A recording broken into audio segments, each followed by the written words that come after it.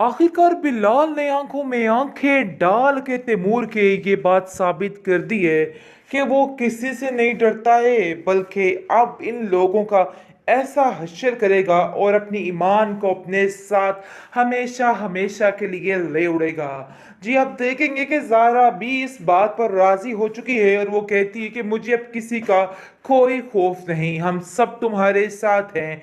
बल्कि जारा की सास और दूसरी तरफ सरत यानी कि सारे मामलात संभल चुके हैं, क्योंकि तैमूर से सिर्फ और सिर्फ ईमान की जान छुड़वाना चाहते हैं और चाहते हैं कि जितनी जल्दी हो सके ये मामला ख़त्म हो जाए, क्योंकि वो लोग जान चुके हैं कि ये इंसान ईमान को जीने नहीं देगा बल्कि उसकी ज़िंदगी को दुश्वार करके रहेगा। इसलिए जी, आप देखेंगे कि वो सोच रहे हैं कि जितनी जल्दी हो सके इसको ख़त्म कर दिया जाए ताकि मामला ठीक हो जाए। बिलाल साफ साफ वार्निंग दे देता है और कहता है कि अगर तुमने आंख उठा के देखने की कोशिश भी की ईमान की तरफ तो यकीन मानो तुम्हारी आंखों को बाहर निकाल के कंचे खेलूंगा।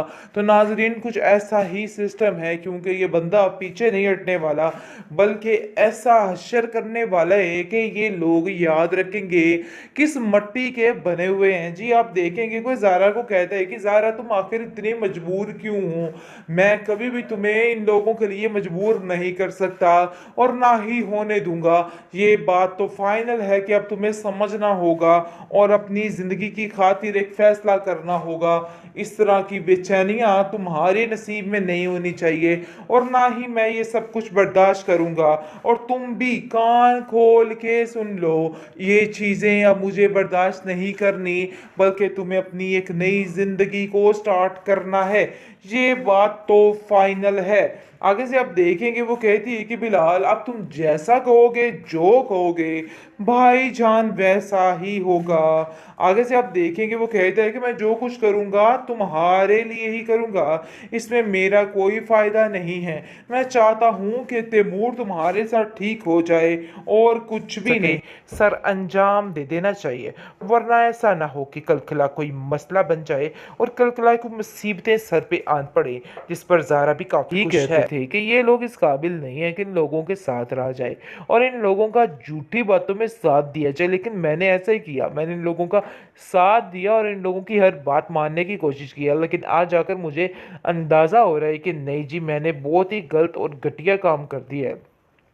दूसरी तरफ आप देखेंगे कि तैमूर इस बात पर अटक चुका है कि वो जारा को एक पल के लिए भी इधर नहीं रखेगा, लेकिन उसकी माँ उसको समझा रही और कहती है कि आखिर तुम कैसे कर सकते हो, देखो ऐसा मत करो, तुमने तो तमाशा बना रखा है हर चीज़ को। जिस पर तैमूर कहता है कि तमाशा तो अब बनेगा, मैं आपको सिर्फ और सिर्फ ये बताने की कोशिश कर रहा हूँ, ये समझाने की कोशिश कर रहा हूँ, लेकिन आप लोगों को शायद मेरी बात की समझ नहीं आ रही है।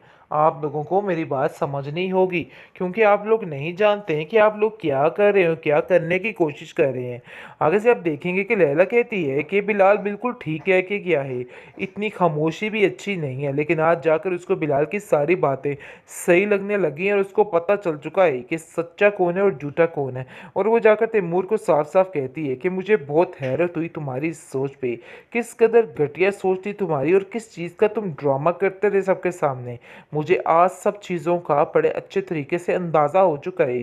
जिस पर आप देखेंगे वो कहती है कि ईमान पर हम सब ने कितने इल्ज़ाम लगाए, लेकिन आज मुझे इस चीज़ का काफ़ी अफसोस है और मैं आज जाकर उससे माफ़ी मांगूंगी।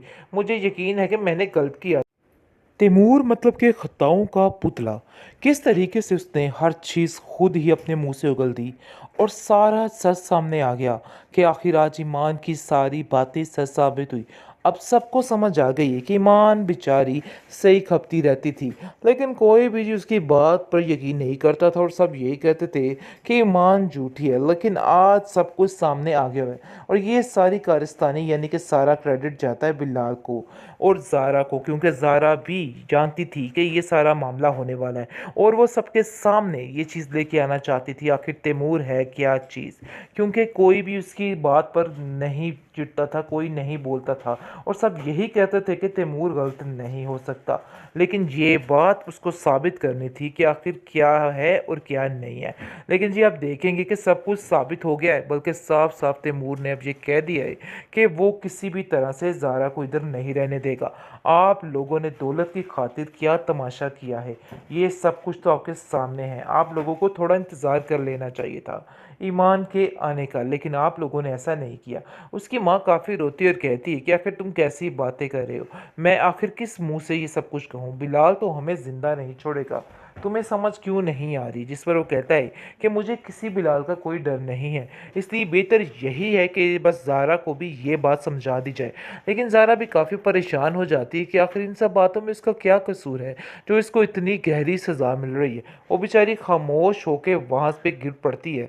लेकिन जी आप देखेंगे कि सारा मामला सुधर नहीं रहा बल्कि बिगड़ रहा है, क्योंकि अब बिलाल को समझ आ चुकी है और बिलाल साफ साफ ज़ारा को कहता है कि तुम्हें किसी भी तरह खामोश रहने की ज़रूरत नहीं है, बल्कि इन लोगों का डट के मुकाबला करना है।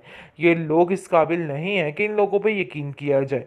इन लोगों से ज़रा डट के रहना होगा, और वैसे भी खामोश रहने से कुछ नहीं होता है। अपने हक के लिए इंसान को कभी कभी बोलना पड़ता है। हमेशा खामोश रहने से भी इंसान अंदर ही अंदर घुट के मर जाता है। वो ज़ारा को समझाने की कोशिश कर रहा है और कहता है कि अभी भी कुछ नहीं बिगड़ा है। देखो, अभी भी अपने हक के लिए आवाज़ उठानी सीखो ताकि तुम इस दुनिया में जी सको। आखिर तुमने क्या पाया इन लोगों में रह के, मुझे आज ये बताओ।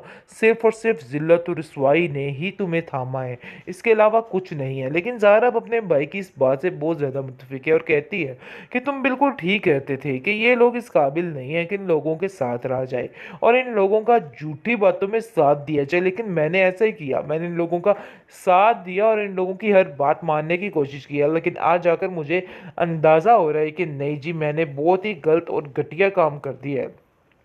दूसरी तरफ आप देखेंगे कि तैमूर इस बात पर अटक चुका है कि वो ज़ारा को एक पल के लिए भी इधर नहीं रखेगा।